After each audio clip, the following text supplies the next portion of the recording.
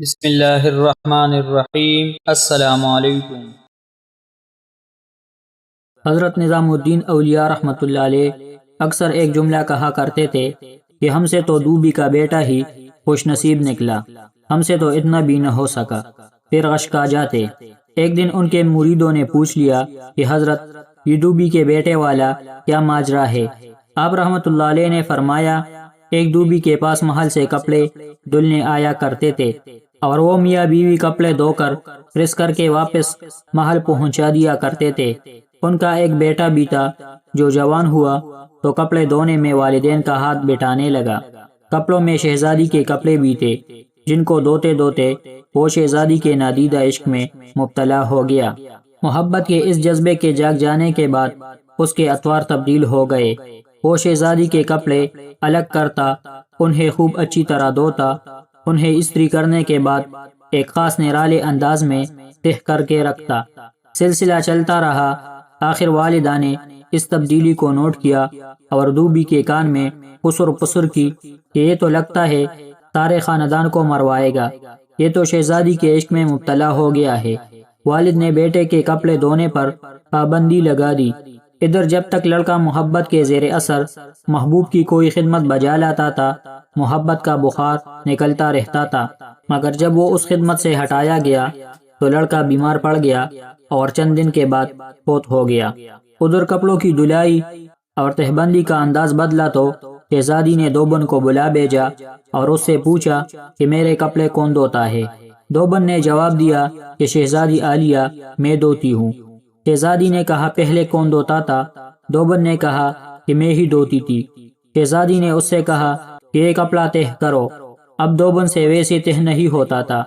شہزادی نے اسے ڈانٹا کہ تم جھوٹ بولتی ہو، سچ سچ بتاؤ ورنہ سزا ملے گی۔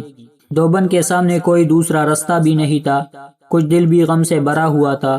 وہ زاروں قطار رونے لگ گئی اور سارا ماجرا شہزادی سے کہہ دیا۔ شہزادی یہ سب کچھ سن کر سناٹے میں آ گئی۔ پھر اس نے سواری تیار کرنے کا حکم دیا اور شاہی بگی میں سوار ہو کر پھولوں کا ٹوکرا بھر کر لائی اور مقتول محبت کی قبر پر سارے پھول چڑھا دیے۔ زندگی بھر اس کا یہ معمول رہا کہ وہ اس دوبی کے بچے کی برسی پر اس کی قبر پر پھول چڑھانے ضرور آتی۔ یہ بات سنانے کے بعد حضرت کہتے، اگر ایک انسان سے بن دے کے محبت ہو سکتی ہے تو بھلا اللہ سے بن دے کے محبت کیوں نہیں ہو سکتی؟ ایک انسان سے محبت اگر انسان کے مزاج میں تبدیلی لا سکتی ہے اور وہ اپنی پوری صلاحیت اور محبت اس کے کپڑے دھونے میں بروئے کار لا سکتا ہے، تو کیا ہم لوگ اللہ سے اپنی محبت کو اس کی نماز پڑھنے میں اسی طرح دل و جان سے نہیں استعمال کر سکتے؟ مگر ہم بوجھ اتارنے کی کوشش کرتے ہیں۔ اگر شہزادی محبت سے طے شدہ کپڑوں کے انداز کو پہچان سکتی ہے تو کیا رب کریم بھی محبت سے پڑھی گئی نماز اور پیچھا چھڑانے والی نماز کو سمجھنے سے عاجز ہے؟ حضرت نظام الدین اولیاء رحمۃ اللہ علیہ پھر فرماتے، وہ دوبی کا بچہ اس وجہ سے کامیاب ہے کہ اس کی محبت کو قبول کر لیا گیا، جبکہ ہمارے انجام کا کوئی پتہ نہیں، قبول ہوگی یا منہ پر مار دی جائے گی۔ اللہ جس طرح ایمان اور نماز روزے کا مطالبہ کرتا ہے، اسی طرح محبت کا تقاضا بھی کرتا ہے۔